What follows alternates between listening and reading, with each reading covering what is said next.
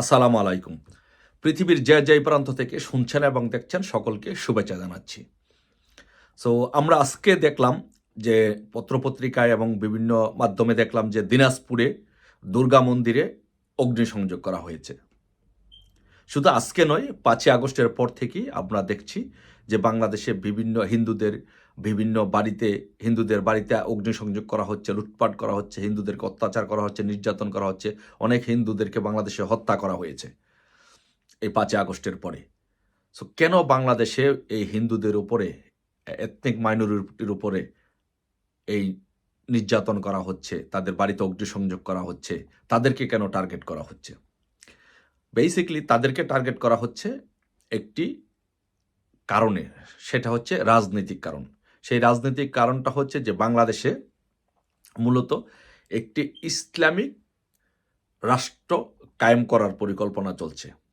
একটি ইসলামিক জঙ্গি রাষ্ট্র হিসেবে বাংলাদেশকে প্রতিষ্ঠিত করার পরিকল্পনা হচ্ছে, যেন তালেবানদের মতে একটা তালেবানি রাষ্ট্র বাংলাদেশকে বানানো যায়। সেই ধারাবাহিকতায়, সেই লক্ষ্য এবং উদ্দেশ্যকে সামনে রেখে ইনুস বাহিনী তার মৌলবাদীদেরকে, জঙ্গি সংগঠনগুলোকে ব্যবহার করে তারা বাংলাদেশ থেকে হিন্দুদেরকে বিতাড়িত করার জন্য একটা পরিকল্পনা করা হচ্ছে। সেই পরিকল্পনার অন্যতম কারণ হচ্ছে যে বাংলাদেশে প্রায় 9 to 10% হিন্দু বসবাস করে। সো এখন যদি এত বড় একটা জনগোষ্ঠী যদি এই দেশে থাকে, তাহলে এত বড় একটা জনগোষ্ঠীকে রেখে বাংলাদেশকে একটি তালেবানি রাষ্ট্রের মতো একটি রাষ্ট্র বানানো কি সম্ভব? এটা কখনোই সম্ভব না। কারণ 10% is a huge number. So এই জন্য এই 10%কে বাংলাদেশ থেকে এলিমিনেট করার জন্য, বের করে দেওয়ার জন্য বারবার চেষ্টা করা হয়েছে। ৭১ সালে চেষ্টা করা হয়েছে, ২০০১ সালে নির্বাচনের পরে চেষ্টা করা হয়েছে। আপনারা দেখেছেন ২০০১ সালে নির্বাচনের পরে পূর্ণিমা শীলকে ধর্ষণ করা হয়েছে, হিন্দুদের বাড়ির উপরে বাড়িঘরে নির্বিচারে অগ্নিসংযোগ করা হয়েছে, লুটপাট করা হয়েছে, তাদের উপর নির্যাতন করা হয়েছে, তারা যেন এই দেশ ছেড়ে চলে যায়। কিন্তু এদেশ ছেড়ে তারা চলে যায়নি। অনেকেই চলে গিয়েছে, বাট মেজরিটি চলে যায়নি। এদেশে এখনও প্রায় 9-10% হিন্দু রয়ে গেছে।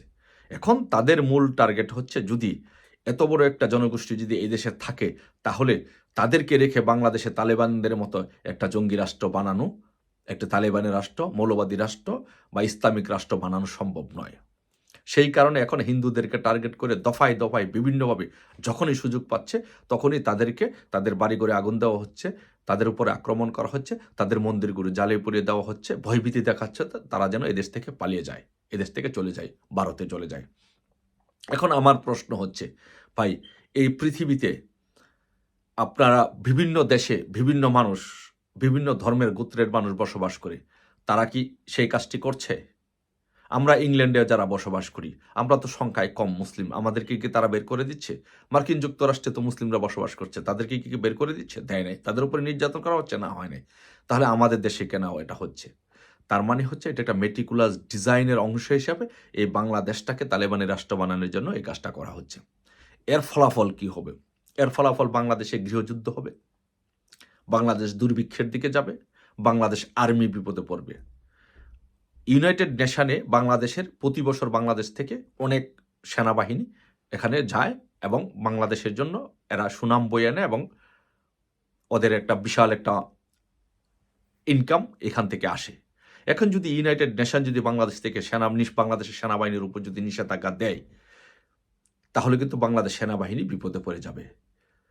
জাতিসংঘের একটা নীতিমালা আছে যে এরা যেই দেশেই জাতিসংঘের শান্তিরক্ষা বাহিনী কাজ করে, তাদের উপরে একটা গাইডলাইন দেওয়া থাকে। নীতিমালা হচ্ছে যে তারা যেন এথনিক মাইনরিটিদেরকে যেন প্রোটেক্ট করে, এটা স্পেশালি তাদের উপরে সেই গাইডলাইনটা দেওয়া থাকে।